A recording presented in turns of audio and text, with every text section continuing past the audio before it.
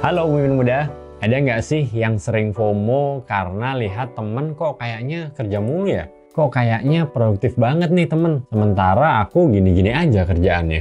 Apa karena aku nggak ada kapasitas buat menghandle kerjaannya ya?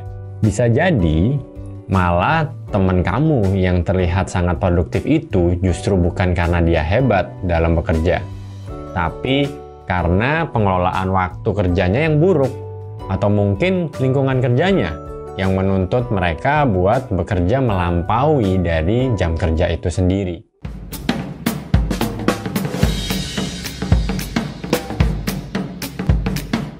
Menurut data teman-teman yang disajikan oleh OK Finance dari Okezone, pekerja Indonesia itu rata-rata bekerja 2024 jam sepanjang tahun. Angka ini jauh di atas negara-negara maju. Seperti contohnya Selandia Baru yang cuma 1752 jam. Lalu ada Rusia yang cuma 1974 jam. Inggris cuma 1670 jam. Amerika Serikat itu cuma 1757 jam. Dan Jepang yang kita anggap bekerja sangat keras gitu ya, Jepang itu hanya 1738 jam.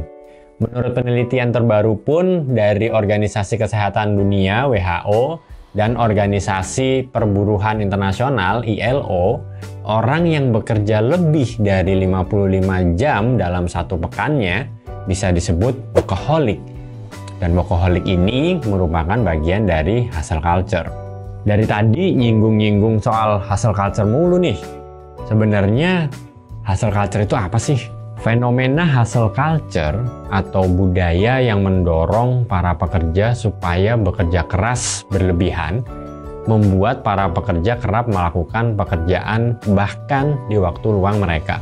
Pekerja dituntut bekerja hingga di luar jam kerja dengan harapan pekerjaannya bisa lebih maksimal dan banyak yang terselesaikan. Namun pada kenyataannya justru itu menghambat pekerjaan dari mereka sendiri. Hal ini disebabkan karena pekerja menjadi mengorbankan waktu istirahat. Sehingga jika diteruskan nantinya akan berakibat pada kesehatan dan kebugaran. Internet menjadi salah satu faktor pemicu semakin masifnya fenomena hustle culture. Adanya internet membuat pekerja dituntut untuk mampu bekerja dengan lebih cepat. Dan ini memunculkan sub penyebab dari hustle culture. Misalnya, toxic positivity di lingkungan kerja, yang mana hal ini dipengaruhi karena ucapan-ucapan penyemangat untuk bekerja lebih dari yang lain. Sehingga ini mempengaruhi nih pola pikir kamu kalau nggak apa-apa kok kerja melebihi batas waktu yang ideal. Kemudian, ketatnya persaingan dunia bisnis juga membuat pekerjaan manusia dituntut jauh lebih cepat lagi.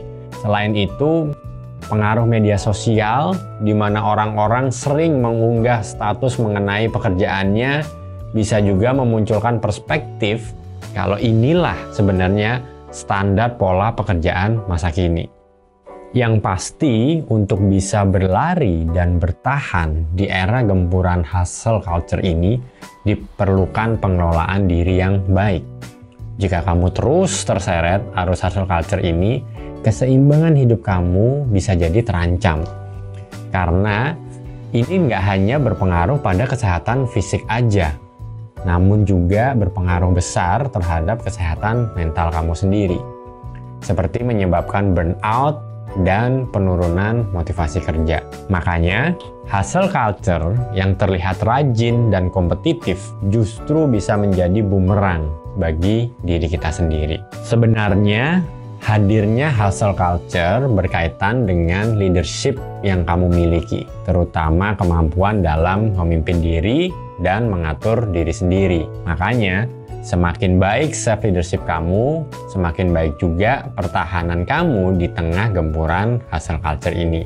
Self-leadership sendiri menurut pemimpin.id merupakan konsep di mana seseorang secara sengaja mempengaruhi pemikiran, perasaan, dan tindakan untuk mencapai tujuan akhir yang diharapkan.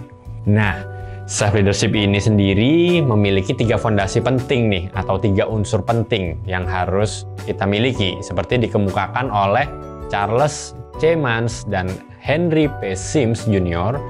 dalam penelitiannya, yaitu yang pertama, harus adanya self-planning, harus adanya self-direction, dan juga self-monitoring. Self-leadership ini diawali dengan kemampuan mengenali diri kita sendiri secara objektif dengan cara refleksi dan juga introspeksi diri.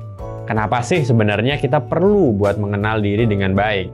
Karena teman-teman, kalau kita mengenal diri secara objektif, maka kita mampu untuk bisa lebih percaya diri dan juga kita bisa mengambil keputusan yang lebih baik. Kita bisa membandingkan mana yang penting, mana yang tidak penting, dan juga kita bisa lebih mampu dalam meregulasi emosi kita. Ujung-ujungnya kita bisa menurunkan stres hingga akhirnya fisik dan mental kita bisa menjadi lebih sehat. Untuk memperkuat self leadership, kita memerlukan 3 hal, yaitu yang pertama belief, yang kedua value, dan yang ketiga adalah purpose. Apa sih sebenarnya bedanya belief, value, dan purpose ini? Aku nggak akan bahas secara detail semuanya, kita bahas di permukaannya aja ya teman-teman. Kita mulai deh dari yang pertama tentang belief. Belief adalah sebuah identitas yang dipercaya ada di dalam dirinya. Jadi ini hati-hati banget teman-teman. Kalau kita salah dalam menanamkan belief, maka kita akan salah nih aktivitas yang kita lakukan sehari-hari. Karena belief lah yang menuntun semua tingkah laku kita di kehidupan sehari-hari. Jadi kita dilarang banget buat meyakini sesuatu yang berbau negatif di dalam diri kita. Dalam konteks hustle culture tadi, kalau kita percaya kalau ada sistem kerja yang efektif dan efisien, maka akhirnya kita akan bisa menghasilkan output yang lebih baik dibandingkan dengan bekerja secara terus-menerus. Kebalikannya nih, kalau kita mempunyai belief yang salah gitu ya, bahwa kita harus bekerja terus-menerus, maka itu akan mengakibatkan bahwa kita berarti tidak boleh beristirahat. Dan ini salah banget. Oke, selanjutnya adalah value. Value adalah nilai yang terinternalisasi di dalam diri kita. Ciri-ciri dari nilai ini merupakan hal-hal yang kamu junjung tinggi di dalam kehidupan sehari-hari, serta menjadi landasan juga nih dalam menentukan baik dan buruk dalam kehidupan kita. Nah, kalau konteksnya balik lagi ke dalam konteks hustle culture, wajib banget kita menemukan dan menanamkan value pola kerja yang sehat di dalam diri kita. Jadi kalau kita udah punya value kerja yang sehat dan efektif, akhirnya kita nggak mau lagi nih bekerja yang berlarut-larut atau bahkan sampai kita burn out. Terakhir, unsur yang paling penting juga di dalam self leadership yaitu mengetahui adanya purpose atau manfaat dan dampak yang ingin kita berikan. Biasanya ini dampak yang ingin kita berikan di luar dari diri kita sendiri. Dengan kita menanamkan purpose yang tepat, maka kita akan sangat membantu untuk menikmati proses yang kita lalui, dan tapi tetap juga bisa kita fokus kepada sesuatu yang penting dalam kehidupan. Lagi-lagi dalam konteks hustle culture, kita harus punya purpose yang tepat. Kita harus menanamkan tujuan yang jelas mengenai jenis pekerjaan apa yang cocok buat kita sendiri dan juga untuk tujuan di luar dari pekerjaan kita, supaya kita bisa terhindar nih dari hustle culture atau nggak ikut-ikutan orang tanpa punya tujuan yang jelas. Dengan tujuan dan purpose yang jelas inilah akhirnya kita bisa menentukan, oke, ini yang ingin saya lakukan dan ini yang tidak ingin saya lakukan. Sehingga ketika kita melakukannya pun kita akan lebih bahagia. Self leadership ini merupakan salah satu aspek dasar dari kepemimpinan yang perlu banget kita semua miliki. Karena secara sadar maupun nggak sadar, tindakan yang kita ambil dalam kehidupan sehari-hari melibatkan kemampuan kepemimpinan diri sendiri ini. Makanya teman-teman, hal ini membuat kita menjadi lebih kritis dan matang secara emosional. Ini jadi sesuatu yang sangat dibutuhkan apalagi di tengah gempuran hustle culture yang dapat berpengaruh buruk kepada kehidupan kita. Nah, tadi kita udah bahas nih teman-teman, gimana caranya kita bisa mengatasi hustle culture kita dengan memiliki self-leadership yang lebih baik. Tadi kita udah membahas tentang belief, value, dan purpose. Ketika kita punya 3 unsur itu, maka kita akan lebih mudah dalam mengarahkan kehidupan kita di tengah hustle culture kita.